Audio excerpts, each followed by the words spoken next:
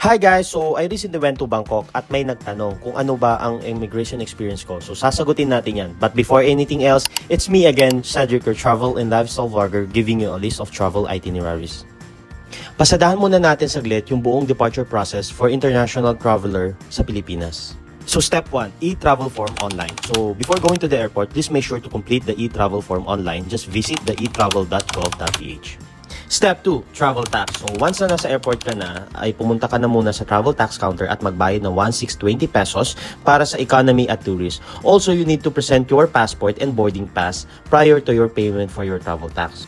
Heads up guys, so if nabayaran mo na ang travel tax online, kasama nung kumuha ka ng plane ticket, then pwede mo na skip tong part na to. Step 3, check-in and bag drop counter. So, usually, mahaba ang pila dito. So, ang tip ko sa family traveler or group traveler, isa lang ang pipila sa travel tax. Then, yung isa ay pipila na sa check-in counter. For check-in counter, dapat lahat ng passport holder ay present dahil i-check nila yung passport at kung yung country na pupuntahan mo ay may visa na required. So, yun. Step 4, immigration inspection. For first-time traveler, ito talaga yung part na kinakabahan na sila. Pero my advice to you ay try to be calm. Relax lang. By the way guys, these are the documents that I have prepared prior to my departure. So these are the possible questions na pwedeng itanong sa inyo ng immigration officer based sa experiences ko before.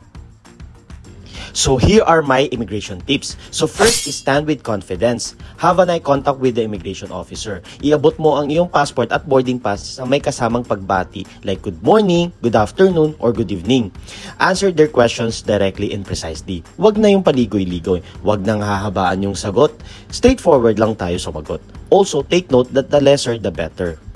Number 2, hotel booking and round-trip ticket. Kasi naman, dapat alam din nila kung kailan ang balik mo ng Pinas. Kung turista ka talaga, dapat may matutuluyan ka doon. If may kakilala ka na taga roon sa country na pupuntahan mo, explain mo lang na maayos na doon ka titira, kaya ka walang hotel booking. And lastly, yung supporting documents. Kindly prepare these supporting documents. May possibility kasi na hanapin din sa inyo ito, pero mainam na may dala kayo. Anyway, that's for today's vlog. See you on our next vlog.